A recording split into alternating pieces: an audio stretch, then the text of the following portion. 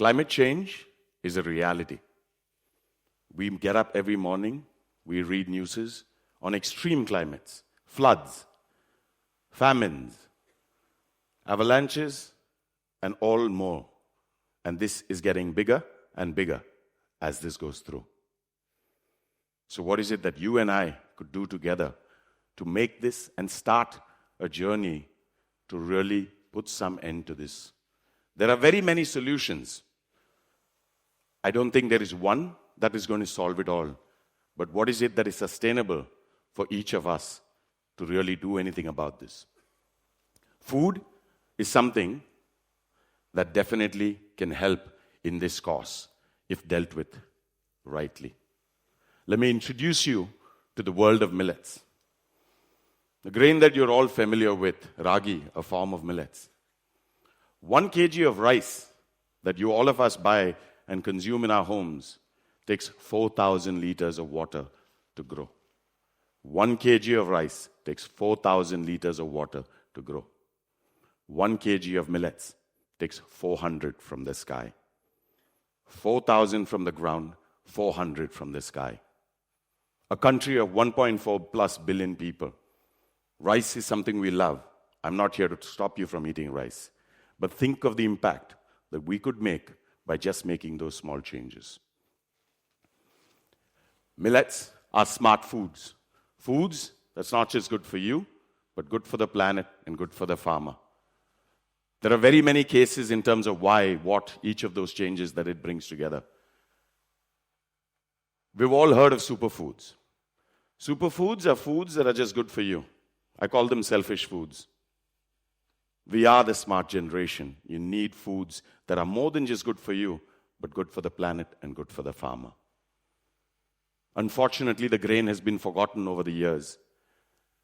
We prioritized rice during the Green Revolution.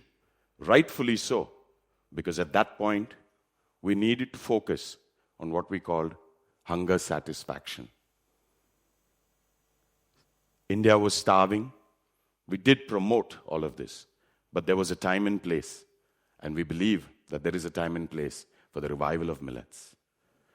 Stepping back quickly into my personal journey, I hail from an agricultural family, rooted 200 odd years ago from Tamil Nadu, moved over to Kerala.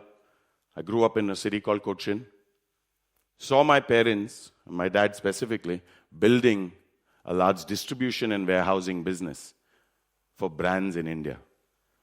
80s and 90s, the liberalization economy as we saw. I saw these brands flourish.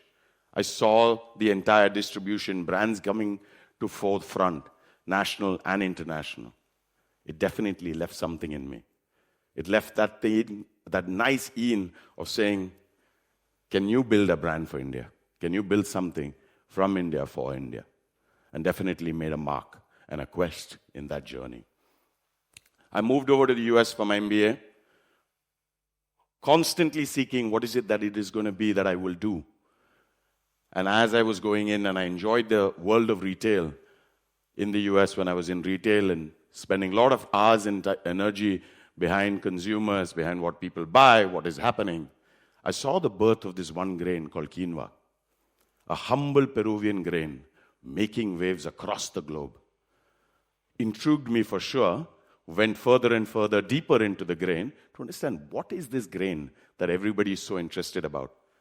And as I got deeper and deeper into the grain, the starking similarity to millets just came completely up my eye. And I said, if quinoa could do this, and a humble Peruvian grain, why and why not can millets not do this? And bring it back into the forefront and really revive this grain that we had forgotten.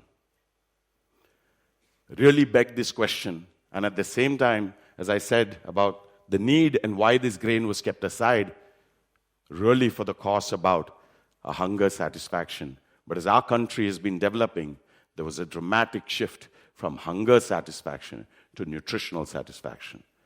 And hence, I believed that there was a reason for Soulful as a brand to be born and to revive this grain, which was 4,000 plus years ago, and make it relevant to the 21st century consumer.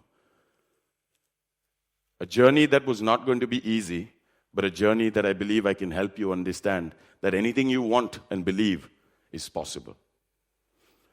That was what I had. I had a bunch of naysayers. I dug deep into millets trying to understand about the grain, how we could do it. There was no science, there was no technology. All the energy, all the research was around rice and wheat. I call it like it was like an over-the-counter drug. If you wanted to set up anything in these crops, there was a technology available, there was a know-how available, there was a research paper available, but nothing on millets. I knew deep down that I would have to then double down on my engineering degree. I had to deep down go onto the basics of what we all hear today as first principles, no biases, and say, let's understand the grain, let's build machines for the grain, let's build an industry for the grain. And I knew that there was no other way. I went over to retailers, they thought I was mad. I went over to consumers, they didn't understand what I was trying to do. So I realized that this was going to be something that we had to put effort across the value chain. At the same time, we are very, very clear that we are in the business of food. And food is about taste and emotions. And we had to build food that was tasty. And only if it was tasty was people going to come back and buy it again or consume it again. And hence, the need for us to really look at bringing taste at the core of what we are going to be doing. Because there is no health if nobody is going to reconsume it again and again.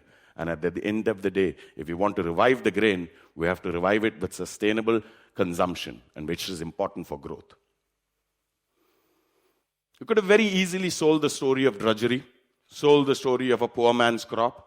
We are very, very clear that we had to break the clutter, we had to make this stick, and we had to make millets look cool. We had to do this entire journey of really wanting to have urban centers, young India really start consuming and buying into this grain and break this perception of it being a poor man's food. It was a long journey, but then we were very clear that it was a brand that we wanted to build, a brand filled with love, a brand that you would look at and enjoy, a brand that would make you pause and bring a little smile to your soul. I believe brands are like beings. It's like you and me put together. It has a character, it has a personality, it has all of that. But the only difference is immortal. It has to last beyond you and me. There is no death of a brand if it built on a perfect purpose. The one piece of lesson that really, really stuck through this time, very easy to say, building a brand, very cool, great purpose, great idea, but it's not when it's a long journey. P-Cube, as I call it, persistence. If you have to play with the naysayers, you have to recreate and reimagine an ecosystem, you need to be persistent. This is going to be a long journey, and you have to be persistent through and through this. Patience. Food habits are not easy to change. If I'm going to revive a grain that was 4,000 years over, I cannot expect an Instagram moment like that. It's going to take that time. Habits take time. You needed that patience. Purpose. As you struggle through and as you fight, the one thing that wakes you up every morning and you're raring to go, what keeps you going is purpose. A lot has been spoken about purpose, and I believe it's the most strongest, most motivating thing that is important for us. As we built what we were doing with Soulful, winning, building, rebuilding, slow and steadily, the consumers started seeing, the retailers started seeing, the industry started seeing us. And slow and steadily, we were growing through that journey. Now, if we had to do this, and Desh, as we all know, and if we had to take this across the length and breadth of country, we knew that we had to start innovating into price points that was about not just making it accessible into 8 lakh plus outlets, but also being affordable. Rupees 5, rupees 10, rupees 15, a number of you will know about this in India and FMCG. But I also believe these are not just trial packs. In India, we are a country that has more wants than we can afford. And these are actually consumption packs. So how do you not just think of it as a trial pack, but actually make it a way of life, a way of a single serve? And this was a massive innovation for us. Today, as we look at all of this, we had the license to really reimagine everyday food categories. Categories like rusk, wafers, and very many more. We were able to enter, reimagine, relook, use our first principles, think of all the issues that are there around it, and bring it in together. Today, very proud that we operate in a market size of 10,000 crore plus categories. Who would have ever thought that millets could actually be in that space? And I still believe we are just scratching the surface. There is a lot more that one can do. There is a lot more. I'll just take this example of rusk to just kind of explain and hopefully inspire. Rusk, something that is consumed across the length and breadth of this country. Very interestingly, almost equally. Every region believes they consume more rusk than the other. Truth being told, it's not. It's across the spread of this country. More than 60% maida. Very low sugar, fiber. Very, very high consumption. And really begging the need of how do we really bring about a healthier version of this, given that it's an everyday consumption. Reimagine the way we could remove out maida, bring in our millet technology, bringing in enzymes, because at the end of the day, the consumer wants to dip that nice toasty rusk in his or her chai and enjoy that bite either in the morning or the evening. And how do you deliver that is what we did. In less than 9 months, we've touched over 1 million households.